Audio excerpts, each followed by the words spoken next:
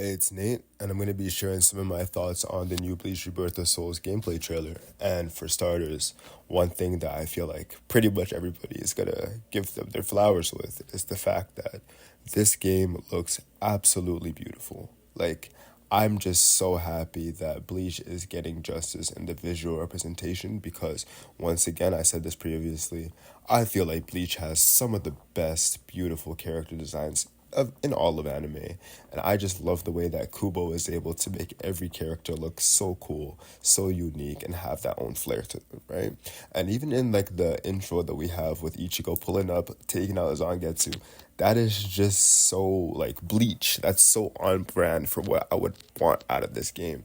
And one of the first things that really had me kind of go like, oh no, oh wow, was when we first saw the first few seconds of actual gameplay where you see the HUD and you see how like they have like the stock system and the reverse action. And for a second there, I'm kind of like, oh, not because it's a bad thing, but because I feel like I almost kind of expected that generic arena fighter approach where it's like that Jump Force-esque Hinokami Chronicles or Storm type, right? Not to say that there's anything wrong with any of those games. I know that, okay, well, Jump Force was really lazily done, but I kind of just felt like maybe they might try to cut corners in a sense, but I am so happy to see that that is not the case.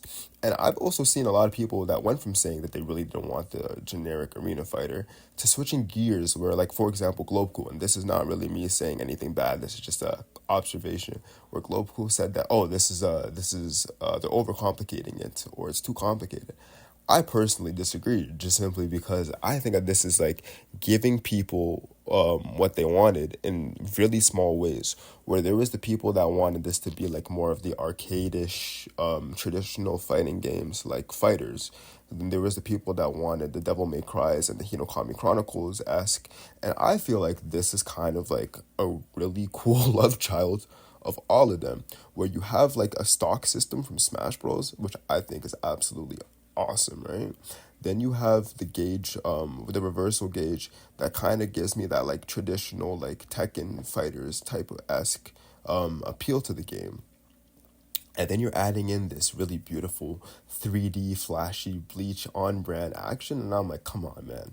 Is there any like else I really have to say? Me personally, any skepticism I had going into this trailer has been erased. I know for a fact that I'm gonna try to get this game day one.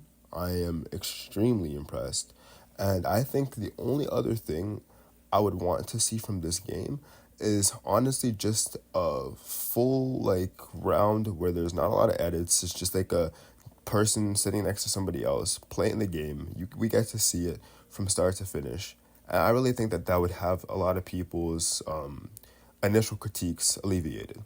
Mind you, I know that there's going to be a lot of people that have a lot of bad things to say about this game, not because of the performance of the developers at all, just simply because it's the game. It's one of the first anime games to be announced after Dragon Ball Sparking Zero, which don't get me wrong, I totally understand the hype behind Sparking Zero.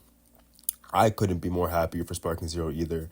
I remember the fact that honestly, after Tenkaichi 3, I haven't bought any other Dragon Ball games aside from the Raging Blast series, just simply because they felt like a continuation to me, right? And I've always said, I had the PS4 for so long, I was not going to get a PS5 because I'm like, there's no games that interest me on the PS5. But I always told my neighbor who I would play Tenkaichi with almost every other weekend, if they were to ever announce a new Tenkaichi, which I never thought was going to happen, I will buy my PS5.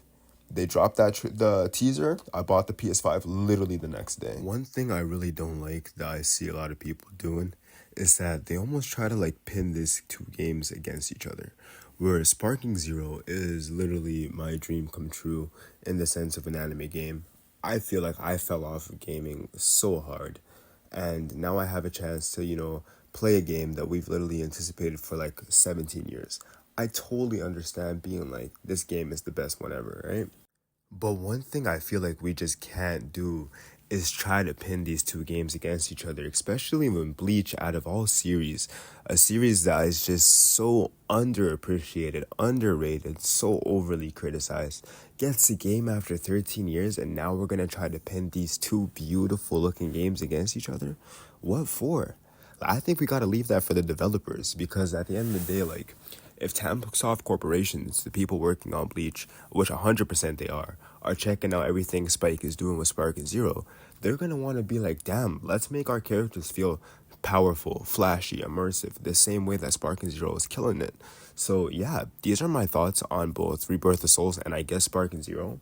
Two games that I'm 100% getting. I already have Sparking Zero pre-ordered. Big shout out to my girlfriend. And yeah, Bleach Rebirth of Souls, I will 100% be getting day one. If I'll be covering it on the channel, I have no idea. This is such a small channel that I literally just made because of the Bleach game. And I just feel like if anybody has any things that they want to hear me talk about or like hear my thoughts, then of course I'll try to make a video. But aside from that, take care everyone.